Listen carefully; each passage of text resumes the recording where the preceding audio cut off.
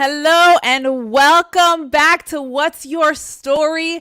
Man, I am so excited to be on tonight.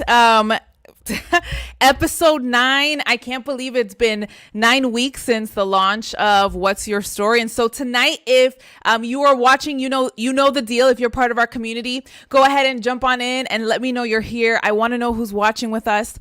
If this is your first time tuning in, let us know where you're watching from, because I want to shout you out. I want to shout where you're watching from. And as always, I just want you to know that I'm Leilani Langdon, the host of What's Your Story, a space where we get to journey along with others so that we can be inspired to know, own, and share our stories. And so it's so exciting to be in this space today. Now, if you are part of our community, you know that the chat is a space where we affirm, we encourage, we support one another. And I just want to let you know that it is one of the most encouraging spaces I'm a part of. And I love that I get to journey alongside each and every one of you. We have encouragers, we have affirmers, we have people who are here to celebrate one another. And so I'm just so grateful. Crystal from ATL, all the way from...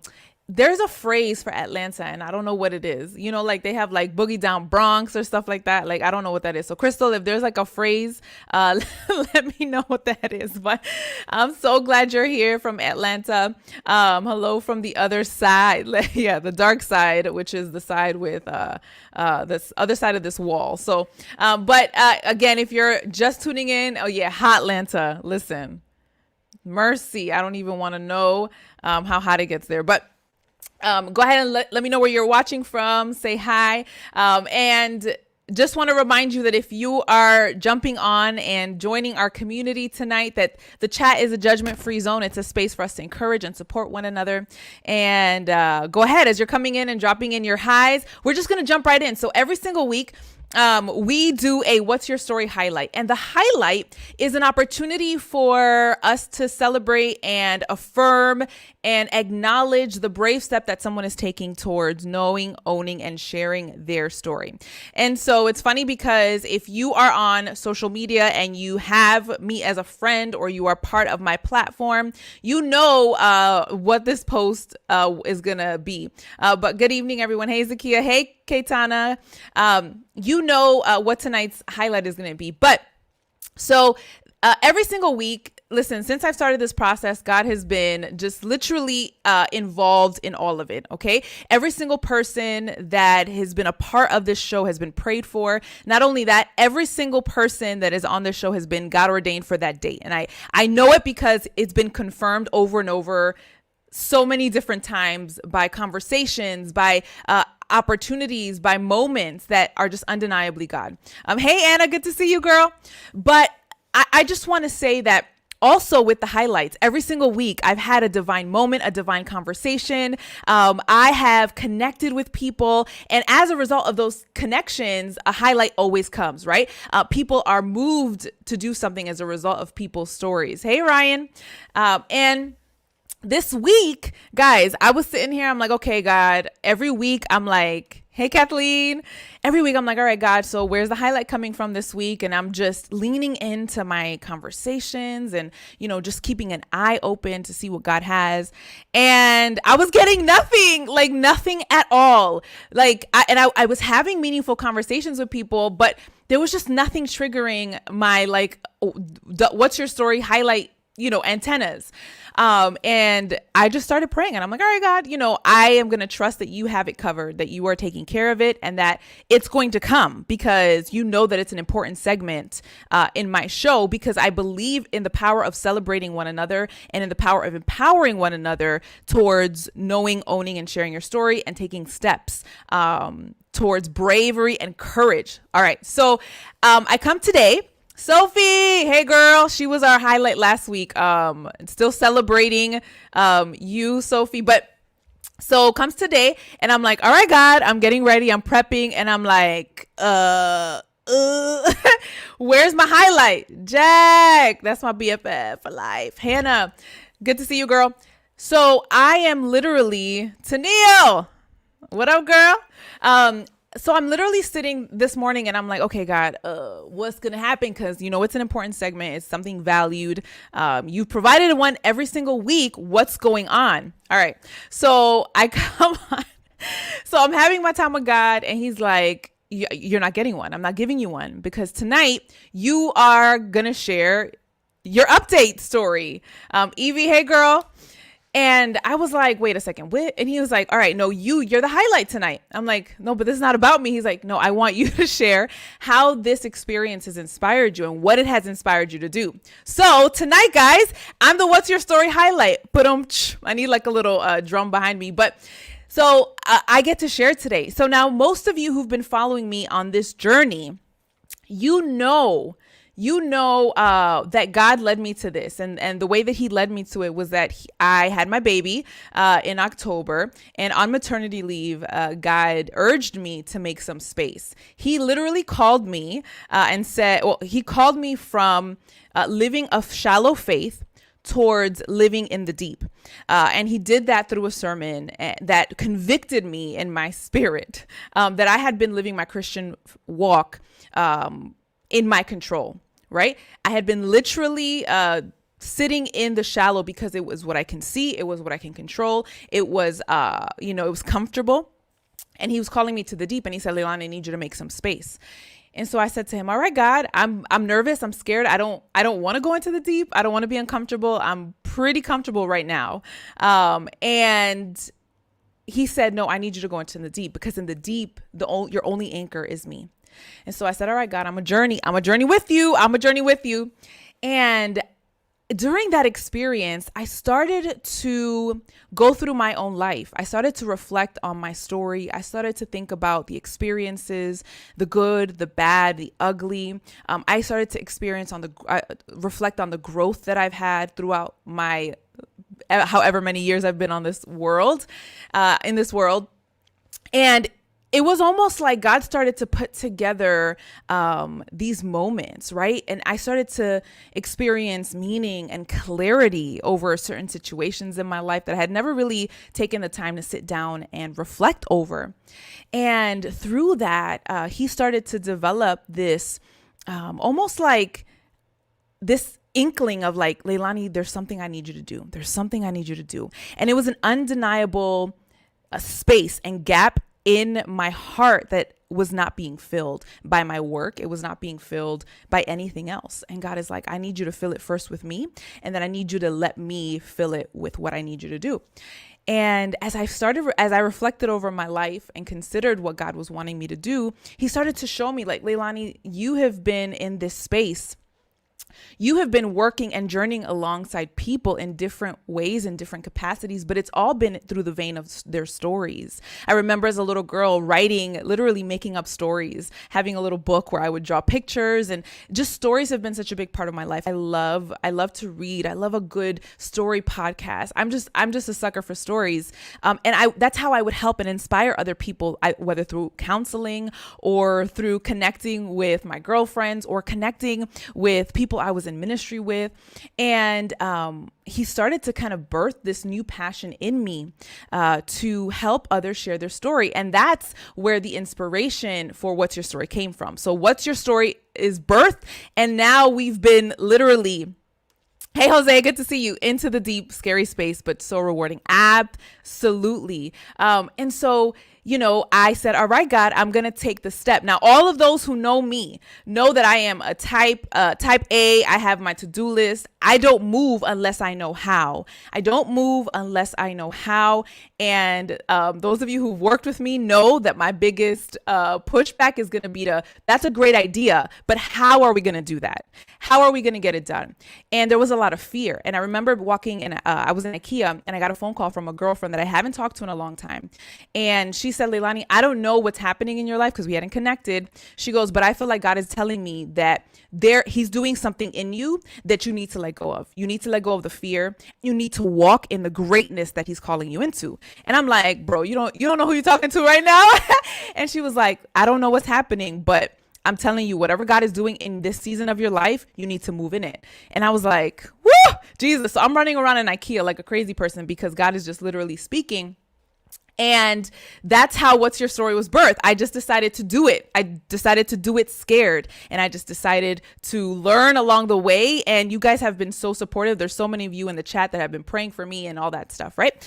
So we've been doing this for 9 weeks, and I have been inspired and encouraged by every single person. 3 weeks ago, my maternity leave was ending. And God started to say to me, Leilani, I need you to pray because I'm getting ready to do some things. And I was like, okay, what are you doing? And he said, I need you to leave your job. And I was like, no, we ain't gonna do that, because that provides income. And for those of you who may or may not know, my husband works for himself. So there is some security in me having a stable job, salaried position. I get all the health benefits for our family. And I was like, no, I'm good. Like, we good. Like, maybe I'll just like lower my hours. I'll go part-time, and I can still have our benefits, and, I can still kind of do whatever you want me to do, Lord, And God is like, listen, I need you to leave your job. And I was like, okay. So Adrian and I do what we usually do when we're making a big decision. And I was like, babe, this is what I feel God is telling me to do, but we're just going to pray. Let's pray and fast, right? And God is so gracious because he allows us to go through whatever process we need to go through in spite of the fact that he's already shown me what I needed to do. But I was wavering because I was scared. Who's going to provide for my health insurance? What are my kids going to do? Where's the second income, right? We've never lived on one income. We have never lived on one income. And so it was just a scary place. And so I fasted and prayed. And the night before we were about to start a fast, this was a Tuesday night, and we were going to fast on Wednesday. Tuesday night, I open up YouTube. It's 11 o'clock at night, and I'm just like, I just need to unwind. Maybe I'll watch a show or something. And the first thing on the YouTube recommendation video list was this sermon from Sarah Jakes Robert called Wet Wood Still Burns. Wet Wood Still Burns. And I saw it, and the Holy Spirit was like, you need to listen to the sermon. And I was like, it's 11 o'clock. I'm going to go to bed. I'll listen in the morning. I closed the phone. I went to sleep, and he would not let me go to sleep until I listened to the sermon. So I opened the app, I listened to the sermon, and it was powerful because I'm not going to go through the sermon, but what out of that came, this idea that God was calling Elijah, 1 Kings 17 and 18, out of a famine, right? He was calling him out into the brook of Cherith, where to be hidden. So he was calling him out of this space and calling him into the brook of Cherith. And when he came before the prophets of Baal, God tells him to wet the wood. He says, wet the wood. And to the average person, wet wood, if you know anything about burning a fire, it does not burn. And so we see God's miracle through the consumption of this fire. So I leave with that message. I go to sleep. I wake up the next morning, and I'm like, I'm going to spend time in this passage, 1 Kings 17 and 18. Guys, I'm reading, I'm praying. I'm like, okay, God, what are you showing me? 1 Kings 18, as Elijah's coming to talk to the prophets, he says these words. He says, how long will you waver between two opinions? You will either love God and follow him, or you will love Baal and follow Baal. When I read those words, I literally stopped. I closed the Bible and I said, okay, that's all the confirmation that I need. That is all the confirmation I needed, because for the last however many weeks, I had been wavering between two opinions, trying to serve God and serve myself by making sure that my provision was taken care of. And God said, your provision is not in people. Your provision is not in your salary. Your provision is not in anything or anyone. It's in me. And until you can get to a place where you can trust me completely, then you're going to be sitting in the shallow. And so I said, all right, God, we're going to move forward. And so God pretty much called me out of my full-time job. 2 weeks later, this last week, I ended my position, my full-time position. And my friends have been like, okay, well, what are you doing now? I'm like, I don't know what I'm doing. I have no idea what I'm doing, but I'm going to follow where he leads. And it's funny because every single time that I have tried to do something else and to lean into something else, God has said, Leilani, slow down. You allow me. He revealed this to me. He said, he showed me that every single time in my life that I've asked for direction from God, he's given it to me. He has given it to me. Okay. He's been merciful enough to give it to me. But then what happens is I get to that destination and then I'm like, all right, God, you can go to the back seat. I got it from here. And I start driving and he's in the back seat going, you don't even know where you're going. Like, how would you possibly be driving and you have no idea where you're going, Leilani?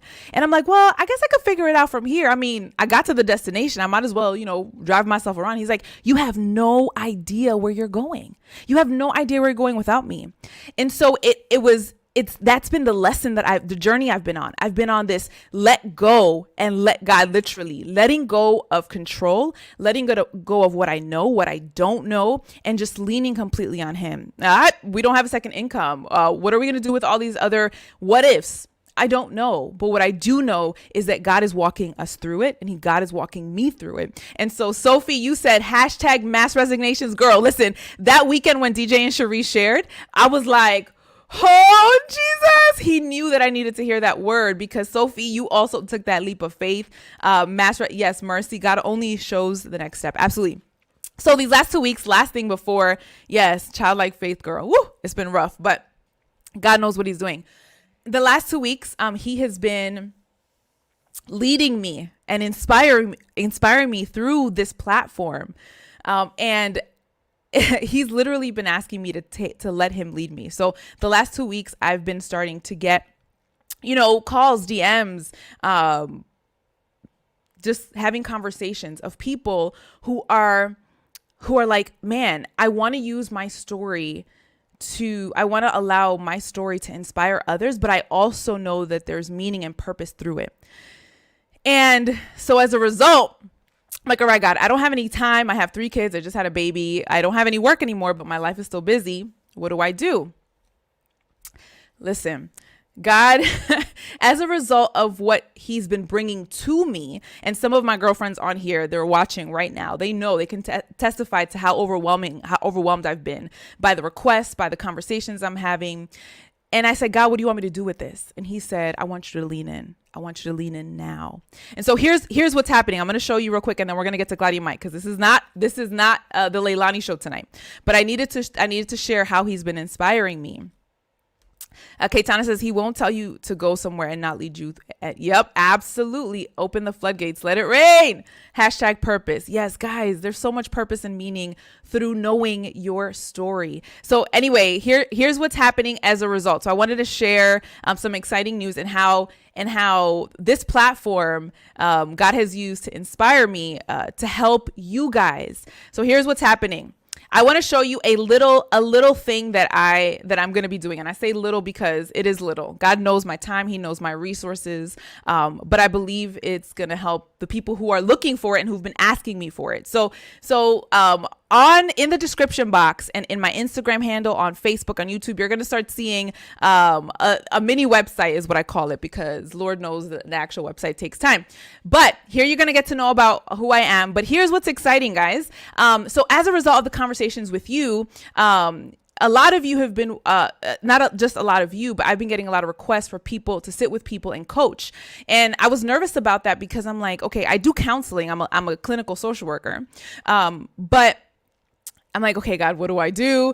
And so he said, Leilani, I just want you to sit with people and do what you've been doing this whole time. I want you to lean in. I want you to walk them through their stories. I want you to help them understand where the meaning is in each one of their moments in life, where purpose and passion comes from. And that's through the story that I've given them. And so, guys, for those of you who are wanting to, hey, listen, this is how I'm going to help some of you who I've already been in contact with, offering one-on-one coaching. But then here's what's exciting. I know not everybody, I don't have the time, all the time in the world. And I know there's also people who may not be able to afford it. So I was able to take some of the writing guide that I use with the people who come on here to help them navigate their story.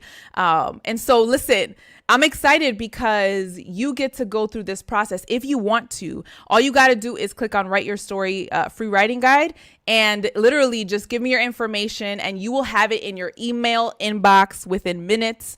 And the cool thing about it is that as a result of that, you get to go through the journey of sitting down and writing your story. It wasn't until I sat down and wrote my story that God didn't start to reveal these things that were already a part of my life, but I had just failed to see it.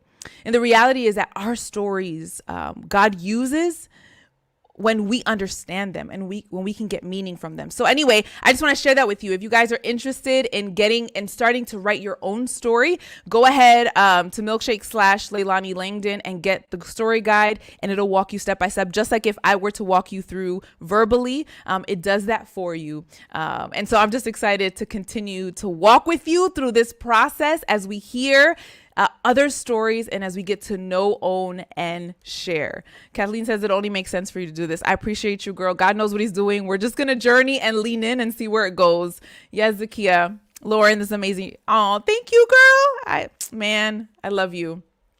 Jose, I love this. Thanks for the support.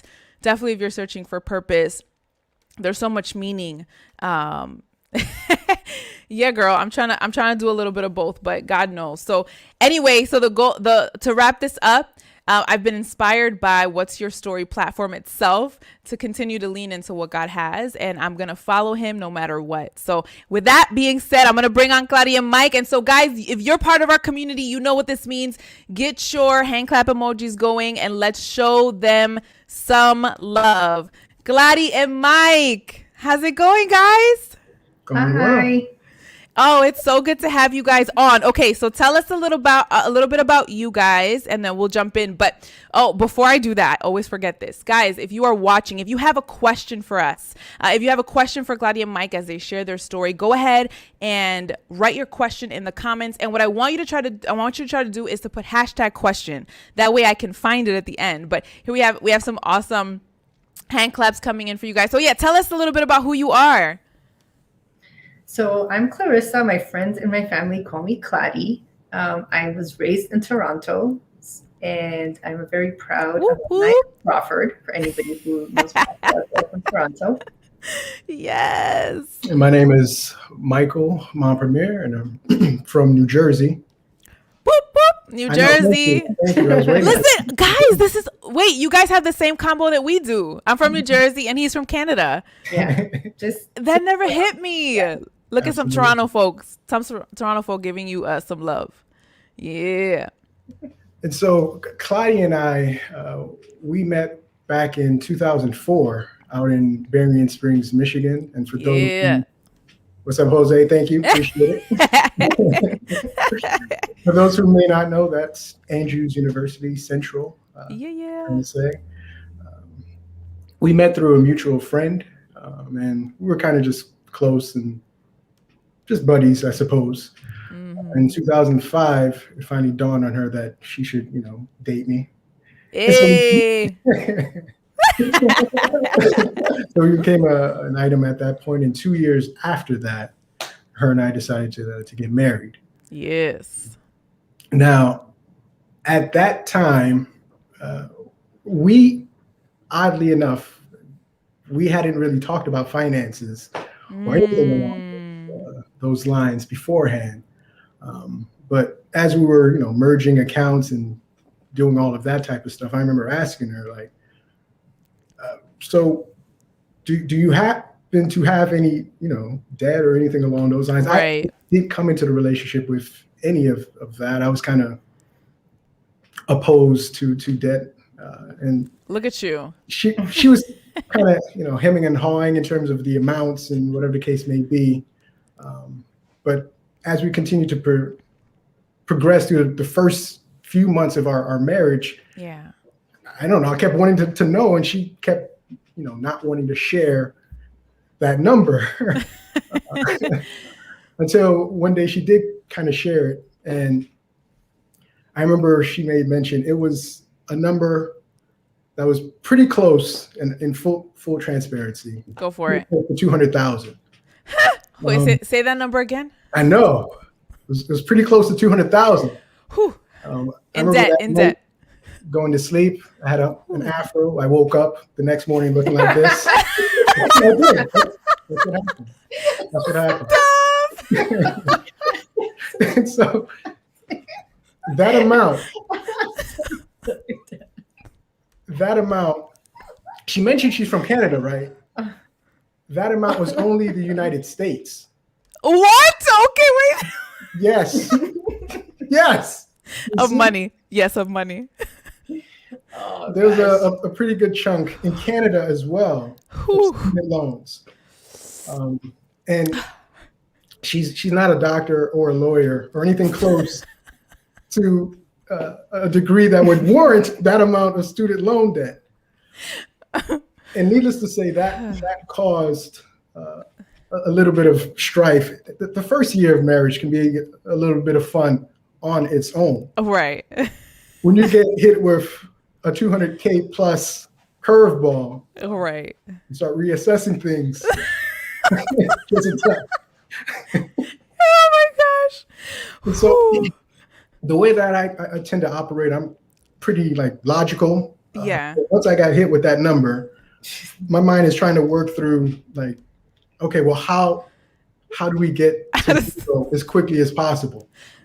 Right. That was a discussion that her and I, we weren't really able to get on the same page with. And so what we were able to at least do and compromise with is that total loan number was, I don't know, it had to be about like 20 or so different tiny loans. So we consolidated what we could, but you heard that number. Right. Due to that amount, they couldn't consolidate all of it. So they consolidated what they could, and there was like another chunk of, I think it was like 30 something. Yeah, that was left out at the time. They didn't get lumped into the whole thing. Yeah. Okay. Yeah. So from, I guess, once we accomplished that, we started paying minimums on that 30, whatever. I think it was minimums on just about all of them. no, it was the minimums on the whole consolidation. Okay. So yeah, and the 30 is like, when you go to school, you get loans certified, like the school is able to certify certain loans. So for whatever Andrews had certified that particular loan further out from my graduation date. So I graduated and it wasn't kicking in until later. So the guy that consolidated at the time, I remember, was like, let's just leave that alone because you already got the equivalent of like a house mortgage over here. Oh my So gosh. let's just go ahead and focus on that. Right. And I'll go back to say that, like he mentioned, like we got married. We didn't really have a traditional wedding or anything. Like we didn't have an engagement. We just kind of had this very like nonchalant conversation about he was living in his place, I was living in my place, and it was kind of like I think we both knew we didn't want to like come together unless we were like married. Right. So we had some understanding about that. So we kind of just had a conversation. I think a week later we were like in the courthouse, paid our $10 at the time for our license. And we were kind of done. So we didn't have any we didn't have any conversation. And sometimes we get asked that question from like young couples, like, should we do counseling? We're like, yes, definitely yes. Like learn from what we didn't do. Right. So as he said, those 2 first years, it just was difficult. And then on top of that, we had this almost like cloud or I don't know what to call it, but just like a burden that, and I think what we had was, well, I guess I'll lead into this part, was the fact that he was wanting to move forward and I was absolutely terrified. Like I did not want to look at it. I would say I probably had a lot of shame around it. Yeah. So some background into my money behavior. Like I was never really taught about money. Like many people weren't, haven't been taught about money. I also had a lot of kind of like compulsive, maybe addictive behaviors around it. So like when I was younger, I had a lot of credit cards. I had maxed out all the credit cards, but I had never really like paid back the credit cards because then I ended up like in school. So my mom took care of the credit cards. I think she was trying to be helpful, but because she just took care of it, I never actually emotionally went through that process of having to pay it back. Exactly, having to pay back. So I just continued those same kind of behaviors. So there was a lot emotionally for me in the loan. So like I think to him, the loan was something different. The loans were something different to him than they were to me. To me, there was like a lot of shame attached to it, a lot of past baggage. So a lot of things that, like, the word I would say, I was just terrified. Like, I just did not want to look at it. So I definitely like, it was very obvious that like, there's fight or flight. Mine is absolutely flight. Like, some things freaking me out. I want to get out of there. Like, I'm like, I'm out. I don't want to look at it. I want to avoid it. Like, whatever gets me away from it. So we were in that conflict for a little bit. I'd say the first 4 years or so of our marriage, it wasn't nonstop conflict. In fact, looking back, I'd almost say the first 4 years of the marriage, at least financially, for lack of a better term, especially in this country, we were just pretty normal. We were making the payment on the student loan, but if folks wanted to go out to the restaurants, boom, we were there. Folks wanted to go out movies, boom, we were there. We were living as if we didn't have that, 200K pound gorilla on our back. Right. When we did. Whew. Mercy. And so yes, every now and again it would bubble up and we would have that discussion like, hey, we really need to lean in on this. Otherwise, we're just going to have this for the rest of our lives. So it wasn't a discussion as more as, I'm going to clarify that. Sometimes it was like full blown, like, rumble in the blood kind of thing. Yeah. Rumble. It was just, with our just personalities and the fact that, like I mentioned, we really hadn't gotten any tools at the time about like how to talk to each other. It was just a full blown, we weren't hearing each other. We weren't really communicating. So it was a very, I would say, frustrating for both of us that we just could not. We had a couple of memorable moments. One where I went to Kohl's. Remember that one? Where I went to Kohl's and I bought stuff. I can't even believe I did this, but I went to Kohl's and I bought like $100 worth of some clothes that we didn't even talk about. Yeah. And we were having a discussion about it and he got like really mad and we almost like got off, like we almost like drove off the road. Oh, yeah, see, like all of a sudden he was just like, and I was like, I'm like, what is going on with you? So we had a couple of those very memorable moments where, like now looking back, obviously he was getting pushed to his limit, and just not able to find the words to articulate to me what he was feeling. Right. Yeah. I just knew I was terrified and I just couldn't deal with it. So, I mean, that was I was just like, absolutely don't want to deal with it. That's a real experience. Yeah. So I guess what happened eventually, God intervened in the form of Leilani, and we went to IKEA. I don't know what's going on with IKEA, but we were at IKEA. It's funny because before I lived in Romeoville, close to Bolingbrook, we used to come to IKEA in Bolingbrook all the time from Berrien. Right. So. Yeah, we used to do like these IKEA trips that we used to plan. Yes. So we were on one of our IKEA trips. And you were pregnant with Jonathan at the time. I think that was when you told me you were pregnant. We were having like girl discussion. And you shared that you guys were about to finish, or you were close to the end of your journey with that. Yes. So, I asked, I remember your answer like it was yesterday, because I said, how much was the amount? And you shared your amount, and your amount that you shared kind of I don't know if it was to that extent, but it was enough that it was like, hey, that kind of sounds like maybe it's close to my amount. Because at the time, we didn't know our amount because I was so freaked out. I wasn't even trying to like look at it. So, and I said, well, how much do you have left? And I remember you said, oh, like pennies. That's what you said, like pennies compared to what we had. Yeah. And I said, okay, well, what's pennies, right? So then you told me, and I was like, and then it's like the heavens parted, like a light bulb went off. Right.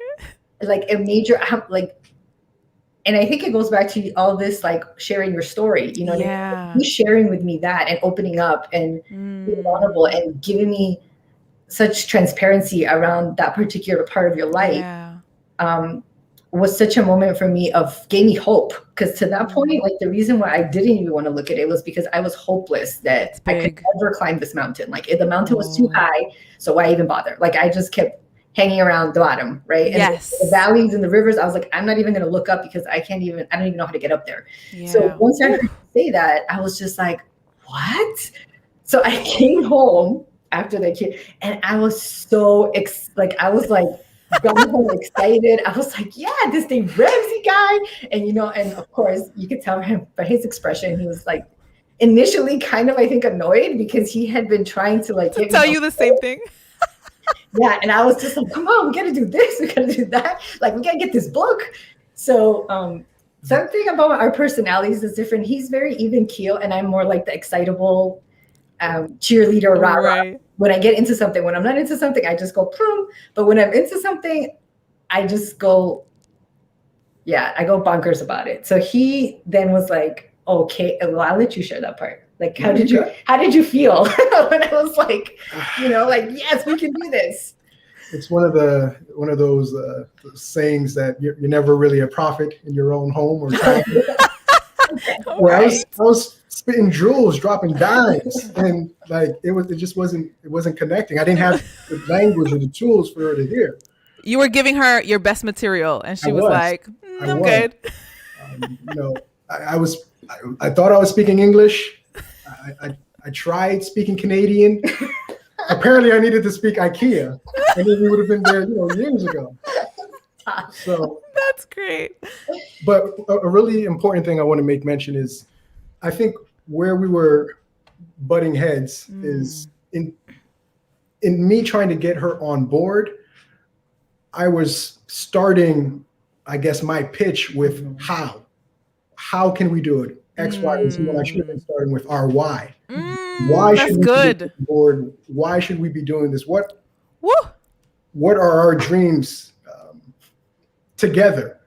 Because I don't think we had really a focus, a point of reference as a couple. Like I think we were just still an extension of dating. It was a little bit more secure, more, foundational than just dating. But sure, we hadn't really come together, I think, as a unit. Yeah. To work on this together. And so it took me stepping back and actually realizing, as she made mention, that it was coming from a place of fear and not just stubbornness as to why she couldn't or wouldn't move forward. Right. And so if I was here, I needed to get back to where she was, so that we can then move forward together. Woo.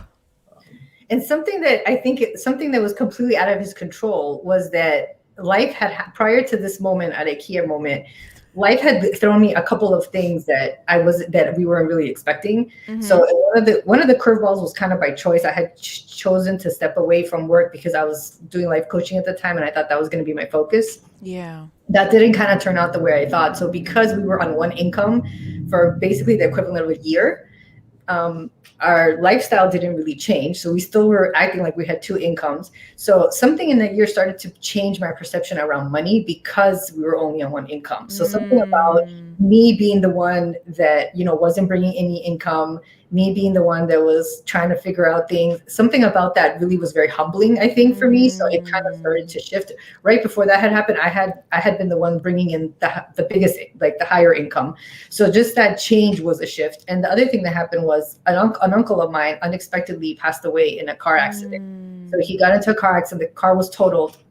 Wow. And that was it. And he left behind my aunt and my cousin, who was like 10 at the time.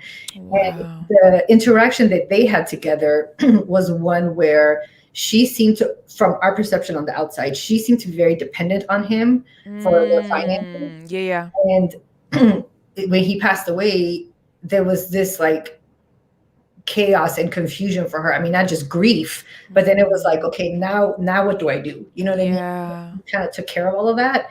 So watching her from afar, because they were in Alberta, Canada. So watching her from afar, listening to some of her struggles, it just really hit me that, like, he might not always be here. And up to that point, part, I think, of what we were feeling, and we really weren't good at articulating, was that I was being overly dependent on him, kind of when it came to our finances and like the responsibilities. And I think he felt like alone in that, like he carried the burden on his own. And again, back to the why thing, like he wasn't really, he said he shared that, but I guess, again, he wasn't sharing it in a way that you couldn't hear it at that time. Right. Yeah. So these little things that happened, I guess, were some kind of preparation for me, so that when I heard you say it, something in me was already kind of ready to, like, I was ready to receive it. I had been like mulling this over. Yes. I can't just depend on him. This is not a good plan. You know what I mean? Like, anything can happen and I'm going to be completely clueless. I'm not going to know what's going on. So that kind of, like, I think it was like laying the soil or laying the groundwork for me to be able to receive that information when I received it. So then we started from there. And when we started, at first we did the debt snowball. For everybody who doesn't know, you just list everything. And since we had consolidated everything, ours were really big. So we didn't get those like emotional, like you pay 5,000, you feel good. Like our like smallest one was like 30, I think. It was 30. Our smallest one was 30,000. So we didn't have to start. That was your baby one. Our baby one was 30,000. So that's where we had to start. And at the beginning, I was just like, let's just throw this much at it. Like you're supposed to have like a strategic thing, but I was too freaked out to even look at it again. So we still didn't have a total. We did it, you know, I was just like, let's throw whatever we can. Yeah. And I think that's where we started to begin to notice that money began to be our way of learning how to like get up, like communicate with each other or understand each other. Because I think to that point, I don't even really know if we really knew how to like emotionally connect with each other about things that were like when stress hits, you know what I mean? Like when stress hits the couple or when like something really goes, you're kind of like, okay, I respond this way, you respond this way. So how can we kind of meet in the middle of how we're responding? Yeah. So there was a lot that went into that at that point. Yeah, our communication definitely ramped up and I think gained more depth. We became far more intentional with let me backtrack a little bit. Once she got the sermon from Mount IKEA, we decided to then have our financial meetings every time we were about to get paid. We were both getting paid on Friday, so we would meet like the Thursday prior and we would just chart out, okay, well, where are we going to assign each and every one of these dollars? Or let's be more intentional about where these dollars are going so that we can see how much we can chuck at this thing every month. And as she stated, I think we were able to see eye to eye with we said 500. If we could let's just throw 500 at it a month. That's $125 a week. I had to try and break it down. I didn't want to go into days and seconds, how much but we were trying to. She said hashtag Mount IKEA. I'm sorry. I have to stop for that. I was like, yeah. I think that's going to be the running hashtag tonight. Yeah. Hashtag Mount IKEA. Great revolutionary things happen in IKEA. So if anyone's doing the math, I mean, 500, that's it's going to take us years just to get through that 30. But I was like, let's start somewhere because prior to this, we weren't really doing anything. Yes. And so in those conversations of our money, we then started having other conversations that just revolved around our relationship as well. So good. And so that kind of, I think, proceeded for like just a few or so months before she then decided to like, hey, I think we could ratchet this up. Let's just try and throw as much as we can to it. Right. And we were both on that same page for a few years. And then something transpired with my job. I worked at a financial institution and I think there was a merger or something that took place. And for whatever reason, the point of that is our pay periods had changed. And so we were then getting paid every week. And I think that was just God's way of saying, you know what, you guys meeting for in-depth conversations every 2 weeks isn't enough. So you're going to sit down and talk every week about this. And at that point, we were really, really, cooking with fire because every week we could just throw something at it. And that just allowed the debt to, the momentum to build. Basically. And then we did books. Like we started to read books together. Like it was the first time we were like, oh, it was good to have a book. It became like a neutral third party that we had to kind of like, I guess, suggest certain things to us or like some tools. And I think around those books, we started to do this thing where we would like read and inevitably it was like a money book. So Total Money Makeover, but emotions would come up. So he's definitely more logical, practical. I'm definitely all about the emotions and the feelings. That's where I live most of my life. So inevitably I would be like, oh, but I feel this, or and I'd be talking about my shame and well, this is hard for me because of this. I mean, and I make it sound light, but they were like really heavy. Sure. Things that I had to overcome. Yeah. I journaled a lot about this. Like I journaled a lot about abundance mentality, like how to feel. So I guess what I would say, and it may sound corny and cliche, but like, I realized how much of the stories that I had told myself around money really had held me stuck in my money habits, the bad habits I had around money. Some of them I heard when I was a child, and I just picked them up and I just kind of stayed. You adopted them. But some of them I think that stick out are things like, you know, we get sometimes these messages of like rich people are bad. So when we get something like rich people are bad or rich people are sneaky or whatever, like why would you want to work towards wealth when I don't want to get, like, I don't want to subconsciously, I don't want to be a bad person. Yes. You know, or another one I got was like, another one I heard sometimes was like that everything, all the problems are because of money. You know, like because we don't have money, we have these problems. And that wasn't true either. You know, there was other stuff going on at times. Like sometimes, yes, money can help solve problems, but like other problems just come from other different things, you know, maybe lack of boundaries or low self-esteem. Like, you know, everything all the problems don't come from money. So the stories I had carried, that I had caused, and it's interesting because the stories, you know, through my stories, I had manifested and created this debt. So like the debt were like, I used to call them lessons learned. So I was like, the debt were a manifestation of all the lessons that I needed to like learn, or you could even say unlearn around money. Yes. You know, I had to tell myself very different things around money that I had never told myself. So it was like an inundation, or I was a bombardment of information that I personally gave myself throughout this journey. And I used, and we kind of understood each other this way because he was good. Like he read the Rum book and he's kind of was even feeling like, why am I reading this book? I already know what to do. Right. And he was like, you know, this is what we do. Like it's math. It's good. But I was like, no, I have to stay in the emotion of it. I have to stay in the energy of it. I have to stay in the feeling of it. Because the moment I did it, I would start like, oh, I went off the budget. You know, the moment it wasn't my focus for me. Yes. Random. And he was like, he has a word for that, but I'm not going to go into that. But he has a word that he's just like, oh, you did this. And I'm like, I was like, I told you I have to stay in this place. In the moment. So it helped. It was the beginnings of him, I feel like, learning how to connect with me or like support me in that particular way. And like the more he did that, the more that I was able to show up as well on my side of things. So he wouldn't feel like he's the only one carrying it. Yes. Tula. Oh. Someone right now is getting the courage to look up their debt number. Do it. Face it. We talked about the buffalo. Just run right through it, girl. Guy, do it. Perfect example. Yes, the buffalo. That's true. The buffalo story applies. So I think like about 4 years into this, we decided that we were going to try getting pregnant because we had been married about 10 years at this point. So that kind of intertwined. We got pregnant the year after, like 2017. And then we did that whole thing where like you pause. So we stopped and we saved up our money. So we could stop the snowball at the time so that we could continue so we could save up the money in case anything was to happen. And there was like medical bills basically. Sure. So pregnancy, I think went okay. And then Miguel was born.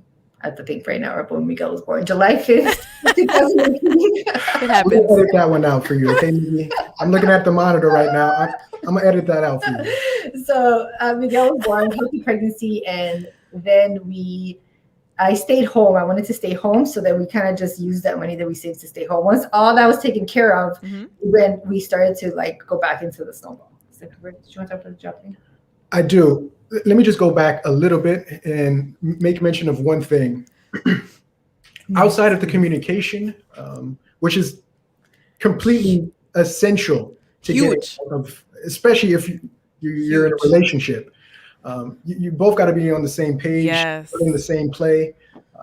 But a large part of getting out of debt sometimes isn't even the decisions that you make. Sometimes the decisions that you choose not to make. And I'll give you a couple of Mike. Sorry. You need to say that again. Can you say that again? Please. He said that in the car. I was like, what? Yeah. Some of this, in terms of getting out of debt, sometimes or rather, I'll just completely change it. Sometimes it's more important, not the decisions that you choose to make, but more so the decisions that you choose not to make. What we kind of just glossed over was in the midst of those years where we were kind of on automatic in terms of paying down the debt. We cash flowed a few cars. And the cars, they were okay. They were, point A to point B. Nothing, we weren't stunting or anything along those lines. But we did it for a reason. If the goal is to get out of debt, then you don't want to take on debt, or you don't want to pay too much in car, which Yeah. then takes away your ability to pay down the debt. Debt. Yeah. And if you're to see like the car that Claudia drives now, it needs a little bit of Jesus, but it doesn't matter because we were on the same page as to, well, why are we doing what we're doing? And it always goes back to why. What's our why? Yes. And the house that we're currently in now, when we were going for the pre-approval, when we were moving out of our first house to this house here, the amount that we were pre-approved for was very shocking to me, because that number included not only what we were pre-approved for, but it also took into account us not selling our existing house. Whoa. So they were willing to give us existing house and give us X amount. Yeah. So if we would have made the decision at that point to go with what we were pre-approved for, as well as maybe even keep our house, in 2016, what had happened was my bank had gone through one of the several mergers that it had gone through. And 2016 is when we moved into this house, which was substantially less than our pre-approval amount, and we opted to sell our house prior to moving into this one. Okay. I say that because in August, I still remember it like it was almost yesterday, I had some folks come from corporate. They came down to the training center in which I worked at, and they informed me that due to the merger and due to the footprint of the bank changing, they were closing down the training center. And I had from August until December to, if I wanted to take on another role with them, cool, whatever. Or after my end date in December, I'd be offered a severance package. Wow. Now I could go my separate ways. Where we were in our number story, our financial story, that severance package, yeah, it was nice, but it wasn't going to really move the needle that far. So I released it at that point. I say, hey, God, wherever you want to put me, if something were to pop up, then I take it that's you saying for me to stay in this role. If not, I'll take this money, I'll spend the holidays with the family, and I'll, figure out what's next. Right. And maybe about 2 or 3 weeks prior to my end date, there was a new position created in the compliance department, and a regional president that I had known a couple years prior, she knew I was in training. She says, hey, I think Mike will be perfect for it. Let's get him in. I thought it was, God saying, hey, this is the role for you. And so I took it.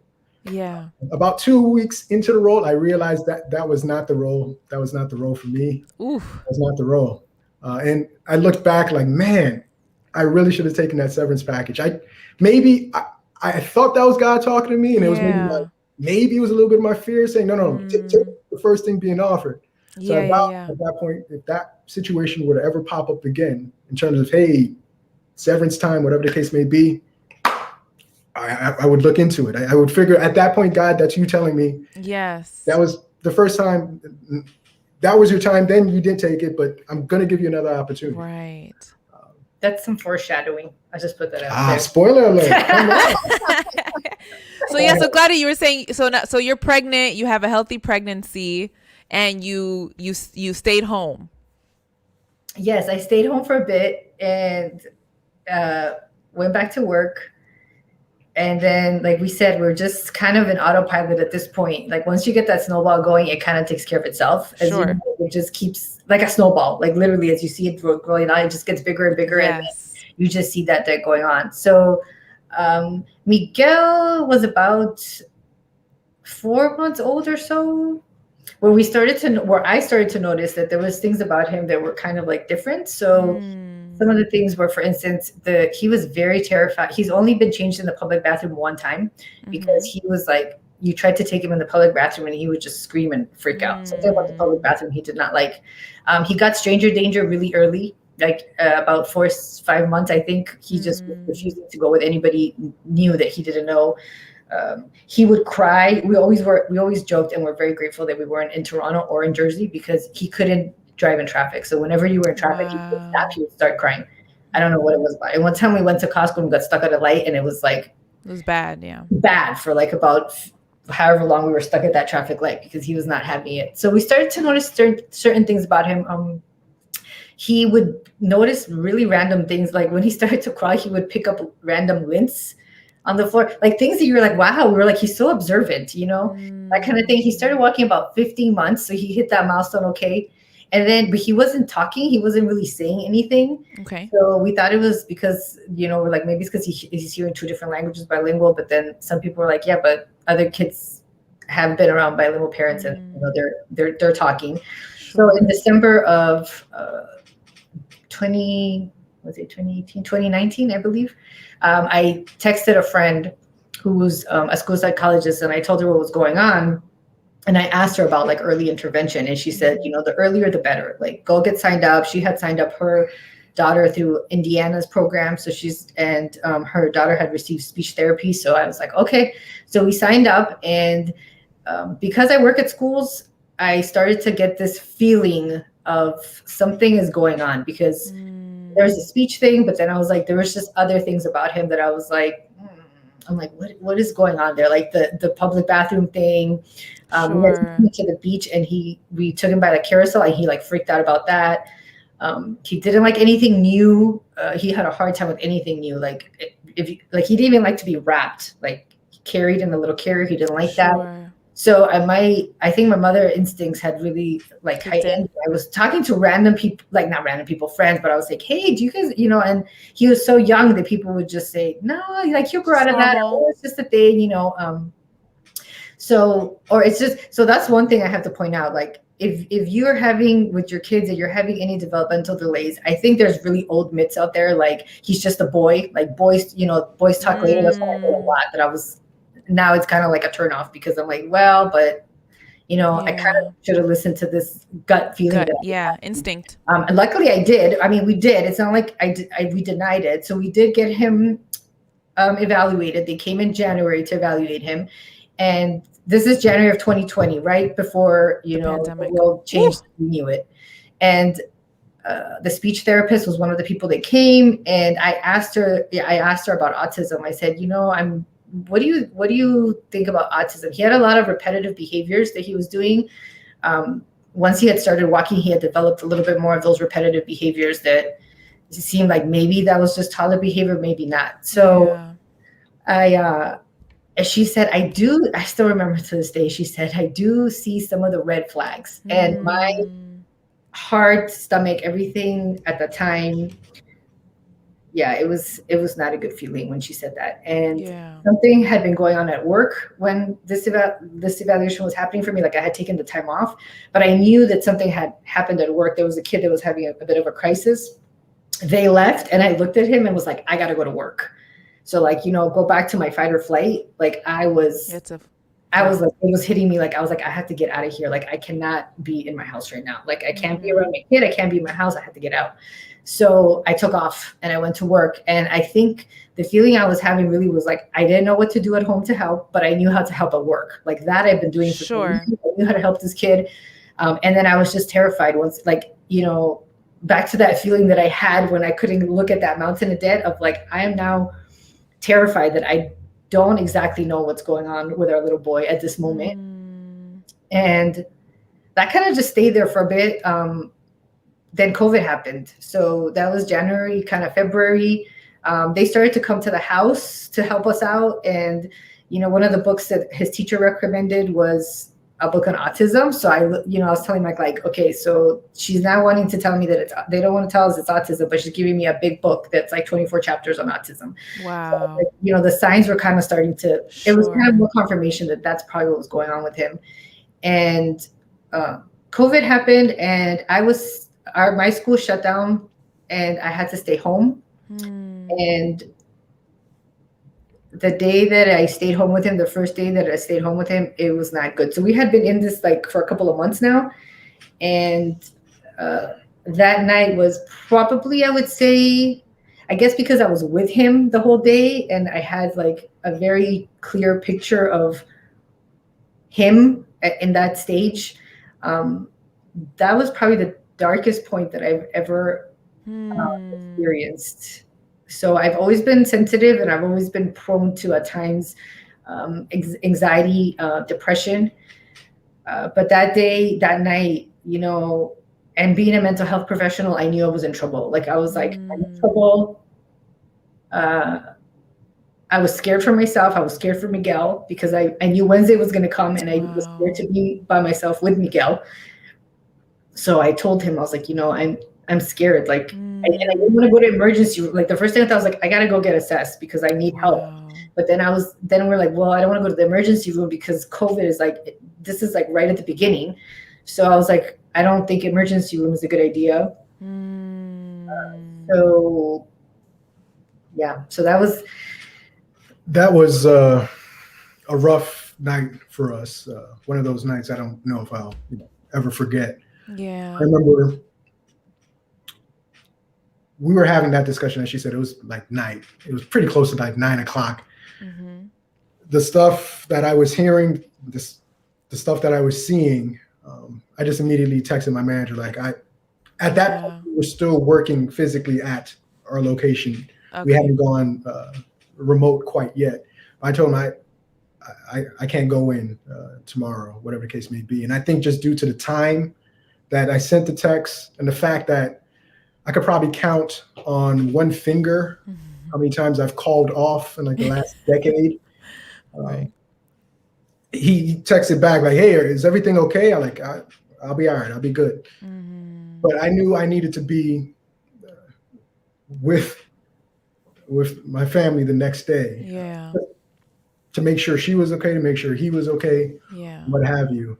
And I think all of those years, at that point, it was, 6 years of us being in the debt portion of it and having that foundation of communication allowed us, regardless of how ugly it looked, regardless of what we were hearing, to just have that open dialogue so that we could move through it together.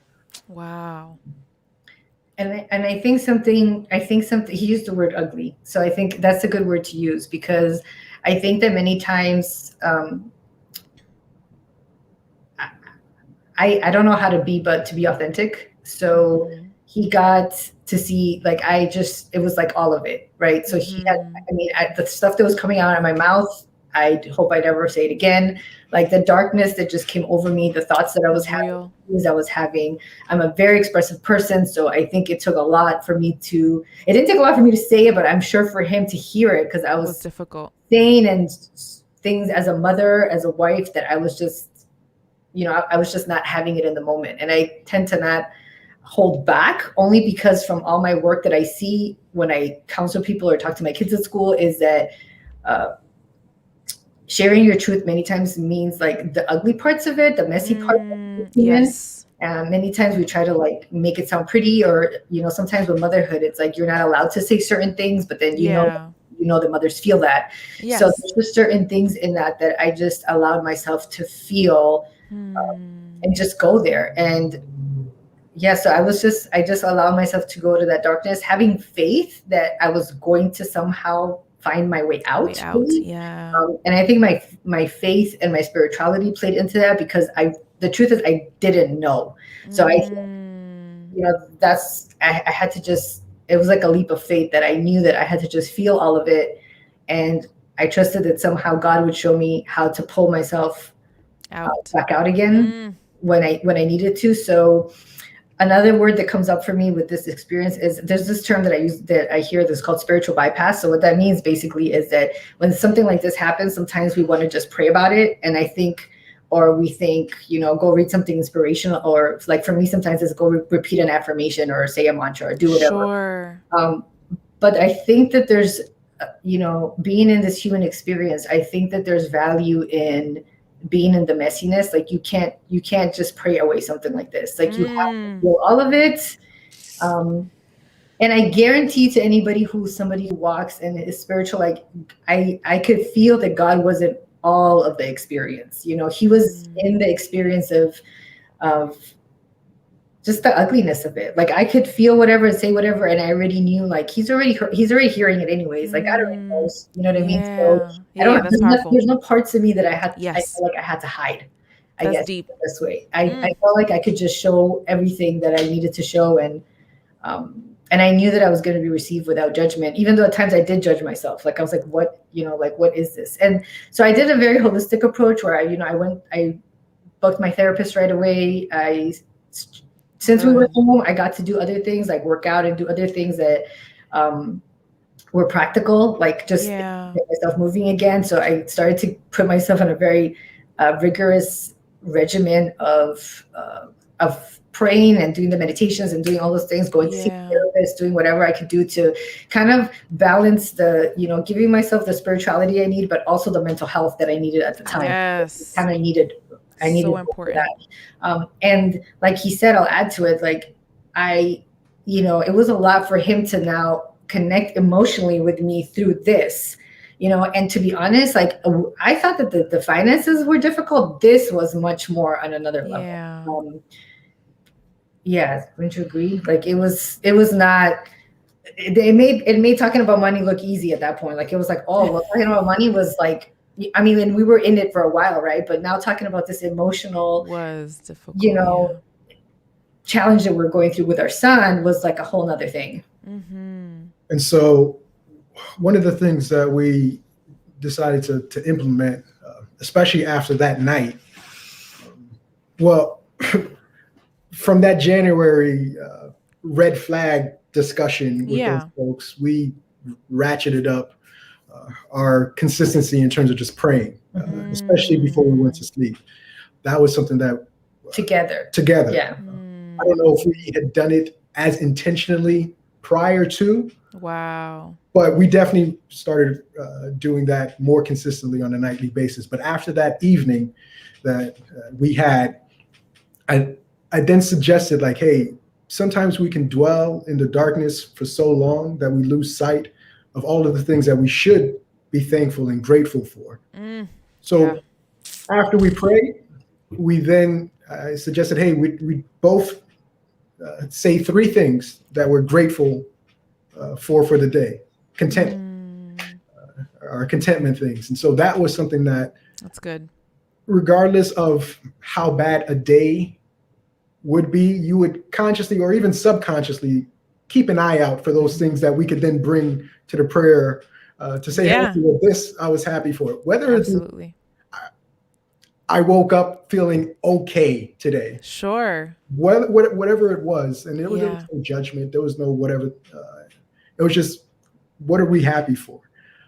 And just staying in that space, I think, does a world of good for someone's mental and spiritual space. And it just helps you move forward. So as Claudia made mention, she had transitioned to working from home at the beginning of March. I transitioned at the end of March. Okay. In April, I remember there was my manager sent me a text like, hey, there's an impromptu meeting, a conference call. I kind of need you to be on at this time. I'm like, okay, cool. So I hop on the line, and they're going through making sure everyone that's supposed to be there is on the call. I have no idea who's supposed to be on the call. They're like, on the line. I'm just waiting because 9 out of 10 times there's another Michael somewhere. Sure. What is this?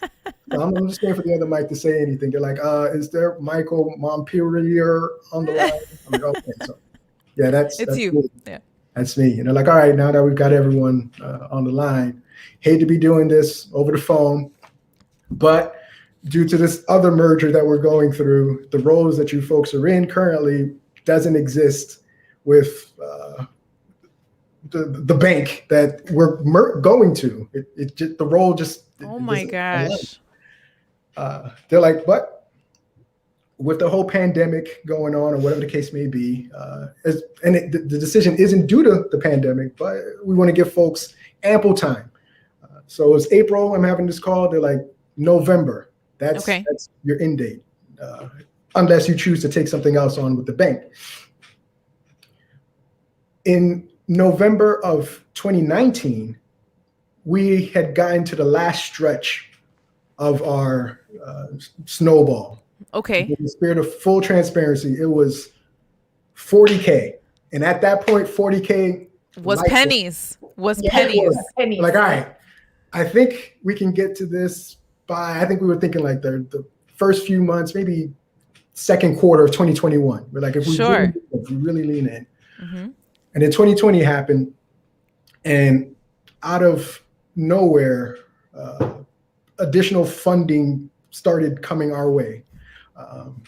When I started with the bank way back in 2004, they were phasing out a pension plan to go for a more traditional 401k plan. Okay. Pension wasn't available to me. 401k, cool. Sure. Well, December of 2019, I got a letter or an email stating that, hey, as we're going with this merger, we have a payout for your pension. I'm like, what payout? I didn't even have a pension.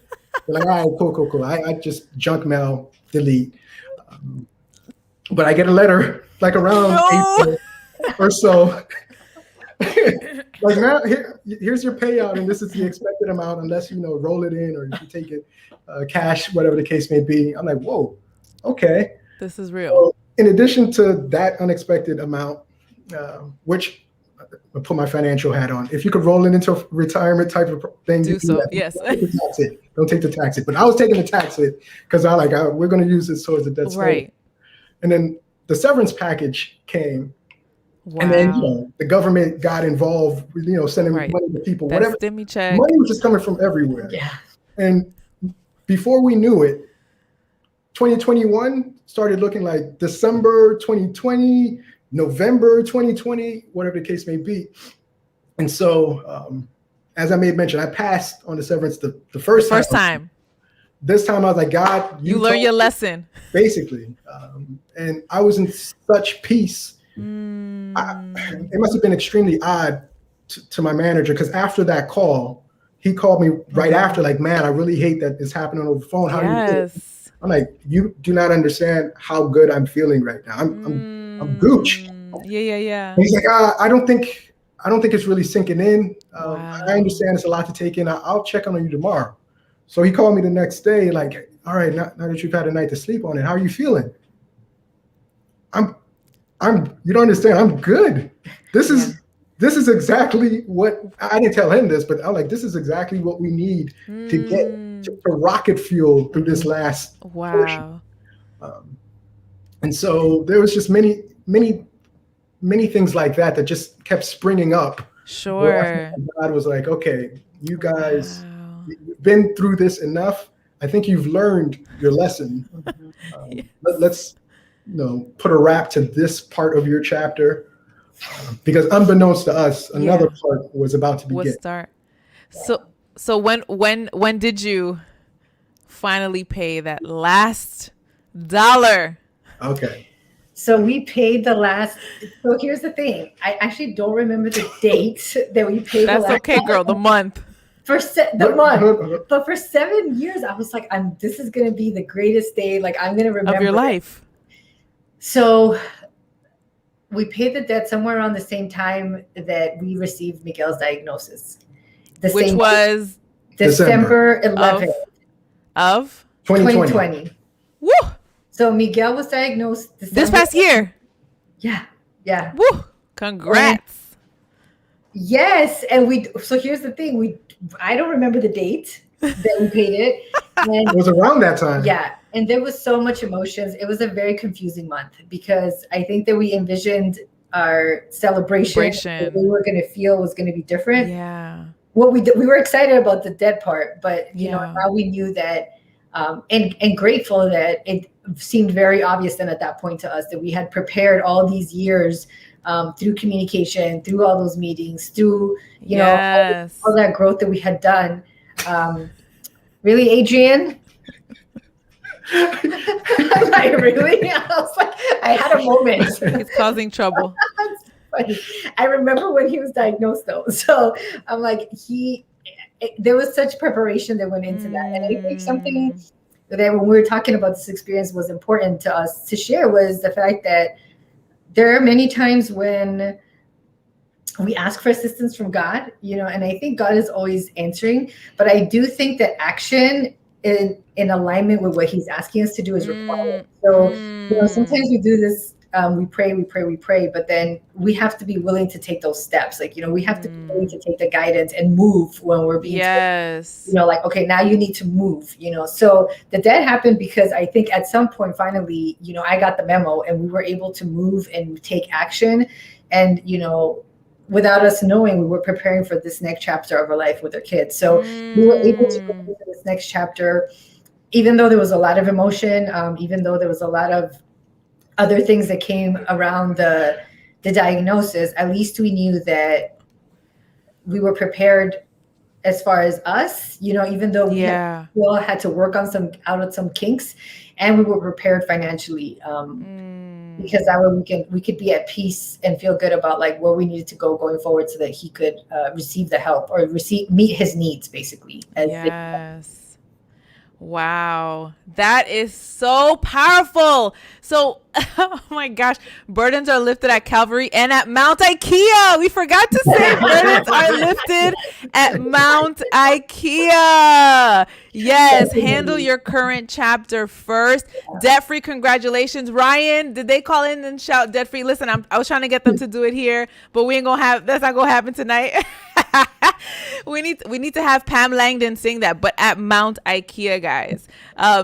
Kathleen says it's an emotional roller coaster for tonight. Holy, but listen, God knew exactly that you guys needed to go through this powerful 7-year journey to get out of debt, which is amazing that in 7 years you were able to pay off over $200,000. Not just that, but then you were able to have this beautiful little boy. And in the midst of the difficulty, and you're still in it, right? You're still journeying through navigating how to raise such a beautiful son. And if you haven't been on Clari's Instagram, you should go check it out so you can see it. Their beautiful son. But he prepared you guys to be able to have these conversations, to be able to navigate this difficult time and find the joy and find those beautiful moments in it. Last question. What has sharing your story inspired you to do? So it inspired us to do this. Right. Sorry, I don't want to cut you. Hey, guys, we need to also congratulate them. This is the first time you guys are sharing your story, right? Yes. Oh my gosh, I could not be so excited. Guys, you need to hype them up because it was just such an inspiring story. Sorry, God, I didn't mean to cut you off. So what did it inspire you to do? We had, but the interesting thing is I have to do this little segue. When we found out his diagnosis, I made it through the diagnosis with the psychologist, and then I went into meltdown and I went into like a complete rage. I have never felt such anger and rage in life. I was telling him that I felt like I could like blow fire out of my hands and like burn things. Like I wanted to burn. Like it was really bad. And what happened was I guess I decided that somehow God guided me back on social media because I hadn't been on there. And I started to hear you talk about this. And I knew the second I heard it, it's like it started to bubble up. And I was like, oh no. Wow. Yes. Like, I'm not ready. I was like, I'm not ready. I'm still in it. So it just kind of worked out that way. And this is the first that we share. We never really had shared it before. And it took us, this week was kind of, in full transparency, this week was rough. It's like everything bubbled up all over again. Sure. All the fear, all the emotions. All for me, a lot of inadequacy, a lot of codependency. Like, what are people going to think? I'm going to be judged. They're going to think I'm crazy. I mean, my fear was saying a lot of very vicious. Who am I to tell my story? I heard that one. Like, who do you think that you are that you should be telling your story? Mercy. So I had to have a lot of God moments and a lot of miracles to get us here. A lot of difficult conversations came up with us as well. So we had to almost like practice everything that we had been learning in the 7 years or this last year, and I wanted to like cancel so many times and be like, I can't do this. And Mike was like, what? I was like, no, I'm texting her today. Like, I think I like stopped myself. So it's funny when you get to that place where you feel like right before you're on the cusp of something that God's asking you to do. Yes. It's like you get hit with all this stuff that you're just like, what, and for me, I just felt like it was my fear just roared really, really loud. And it was just confirmation that we probably needed to do it. Yes. Well, and I wouldn't have let you cancel anyway, because first of all, this is a judgment-free zone. Absolutely, Evie. You, girl, you're a part of this community. Not only that, but Glady, and I will share this and then we'll end here. But I remember we reached out and we was like, okay, I want you to share. And so many little things happened during that time. We changed the date almost. And then after changing the date, God would not let me change the date with you. Like he would not let me change it. And I even came back to you and I said, girl, God is not letting me. Can you guys do this date? Because I feel like this is when you're supposed to share. And you were like, yes, because all of these things were happening. And so I just literally just want to affirm, first and foremost, the power in your story is yours, and it has helped you grow, and it has helped give meaning to your life, and it will allow you to give meaning to your son as you journey along. But it's giving meaning and inspiring so many people who've been here tonight to not only own their story, share their story, get out of debt and start facing those obstacles, but then also navigating mental health. You guys are doing it, and I am just so excited for this community. Glady, you are part of this community, and I'm so thankful for you guys and for your courage to share tonight. Glady and Mike, thank you so much. Sure. I'm so excited to connect with you right after, so I'm going to send you backstage, but just want to say thank you for sharing. Guys, yes, God bless you and your son. Your story leads to your purpose. It sure does. Man, I'm just so grateful for them tonight because it's through sitting and reflecting on the power of your story that meaning comes, that passion comes, that purpose, direction, inspiration is birthed.